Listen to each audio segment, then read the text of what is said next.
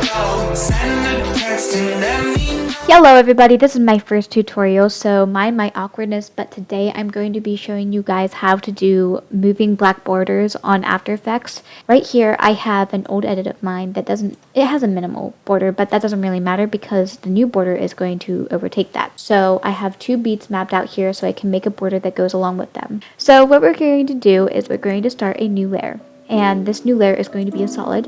It's going to be black or whatever color that you want it to be, and it's going to be what I do is a standard of 3000 pixels on the width. We only have one here, but you need them on both sides. So you're going to copy this, Control C, and then Control V.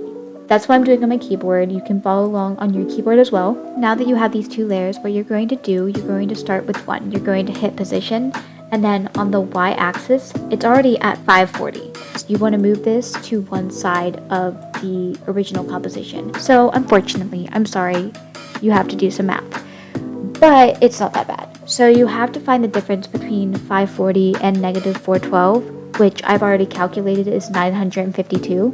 And basically because it's negatives and all that stupid crap, it's, 412 plus 540, 952. This way, you are going back negative 952. For this solid right here, when you go to position, you're going to go forward 952. So 1492. And now you have them and they're even. You don't have to do that step. It's just me being a perfectionist. You can just move them and make sure they kind of look even.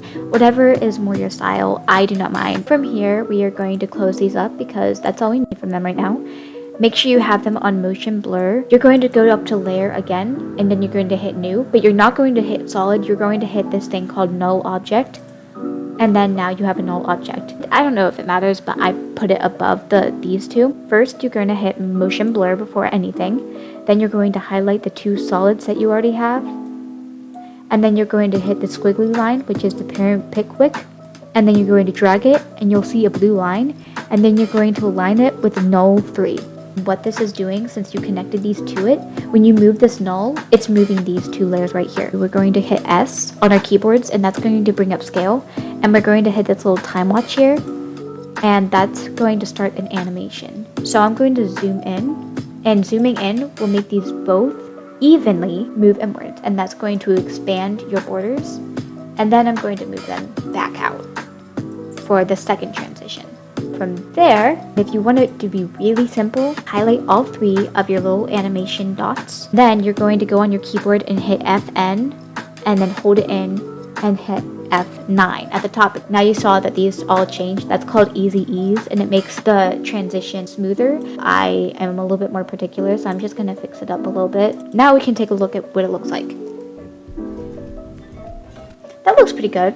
It's very simple, very minimal, but that's basically it. I went on YouTube to find a tutorial and all of them seemed way too complicated, and I was thinking about null objects and I was like, why the frick not use that? So I did this. There's probably a tutorial out there doing this exact same thing, but who cares? I need content, right?